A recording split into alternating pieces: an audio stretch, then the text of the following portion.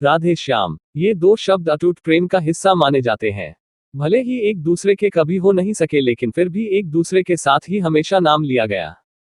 कृष्ण के जन्म, राधा के जन्म, उनकी दोस्ती की कहानियां तो बहुत प्रचलित हैं, लेकिन क्या आप जानते हैं कि राधा की मृत्यु कैसे हुई थी? कैसे उनकी प्रेम कहानी अधूरी रह गई थी? कई लोग करते हैं कि राधा सिर्फ काल्पनिक थी। कारण कारण ये कि भागवत जिसने भी पढ़ी है उसका कहना है कि सिर्फ दशम स्कंद में ही जब महारास का वर्णन हो रहा है, वहीं एक जगह राधा के बारे में बताया गया है कि वो भी रास कर रही है और आनंद ले रही है। अलग अलग ग्रंथों में राधा और कृष्ण की गोपियों का अलग वर्णन है। एक जगह ये भी लिखा है कि कृष्ण की 64 कलाएं ही गोपियां थी और राधा उनकी महाशक्ति, यानी राधा और गोपियां कृष्ण की ही शक्तियां थी जिन्होंने स्त्री रूप ले लिया था। गर्ग संहिता में राधा और कृष्ण की लीलाओं के बारे में बताया गया है। राधा कृष्ण के प्रेम के बारे में बताया गया है। इस संहिता में मधुर श्री कृष्ण लीला है। इसमें राधा जी की माधुर्य भाव वाली लीलाओं का वर्णन है। कृष्ण राधा से ये वादा करके गए थे कि वो वापस आएंगे, लेकिन कृष्ण राधा के पास वापस नहीं आए और चले गए। उनकी शादी भी रुक्मणी से हुई। कहा जाता है कि रुक्मणी लक्ष्मी का रूप थी और उन्होंने कभी कृष्ण को देखा नहीं था, फिर भी उन्हें अपना पति मानती थी।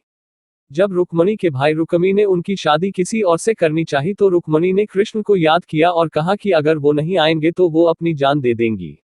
इसके बाद ही कृष्ण रुक्मणी के पास गए और उनसे शादी कर ली। जब कृष्ण वृंदावन से निकल गए तब राधा की जिंदगी ने अलग ही मोड़ ले लिया था। राधा की शादी एक यादव से हो गई। राधा ने अपने दाम्पत्य जीवन की सारी रस्में निभाई और बूढ़ी हुई, लेकिन उनका मन तब भी कृष्ण के लिए समर्पित था। राधा की शादी के बारे में भी अलग अलग कहानियां प्रचलित हैं। कुछ के अनुसार राधा की शादी अनय से हुई थी। अनय भी वृंदावन निवासी थे। लोक कथाओं के अनुसार अपने जीवन के अंतिम दिनों में राधा ने अपना घर छोड़ दिया था और कृष्ण से मिलने द्वारका चली गई थी। जब आखिरकार ये दोनों मिले तो दोनों ने कुछ नहीं कहा। दोनों जानते थे कि मन से दोनों जुड़े हुए थे, लेकिन राधा को लगा कि कृष्ण से करीब रहना उस तरह का सुख नहीं दे रहा है जिस तरह उन्हें तब लगता था जब वो मन से कृष्ण से जुड़ी हुई थी। राधा बिना कुछ बोले महल छोड़कर चली गई।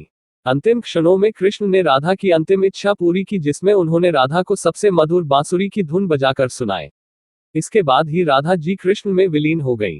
किसी भी पुराण में राधा की मृत्यु का वर्णन नहीं मिलता। राधा और श्रीधामा के श्राप के कारण हुआ था कि राधा और कृष्ण को 100 सालों का वियोग झेलना पड़ा था। कहा गया है कि राधा और कृष्ण 100 साल बाद सूर्य ग्रहण के दौरान होने वाले एक यज्ञ में मिले थे जो कुरुक्षेत्र में हो रहा था। इस दौरान राधा को योगेश्वर भगवान अपने रानियों और गोपियों के साथ ले गए द्वारका। यहाँ सभी ने राजसूया यज्ञ में हिस्सा लिया जिसे राजा उग्रसेन ने करवाया था। उस समय राधा कृष्ण के साथ उनकी पत्नी के तौर पर थी और यही लिखा जाता है कि राधा की शादी कृष्ण से हुई थी और वो छाया राधा थी जो रायान गोपा से शादी कर कृष्ण की मामी बनी थी। पर सिर्फ इस यज्ञ को ही राधा और कृष्ण की शादी का सबूत माना जाता है।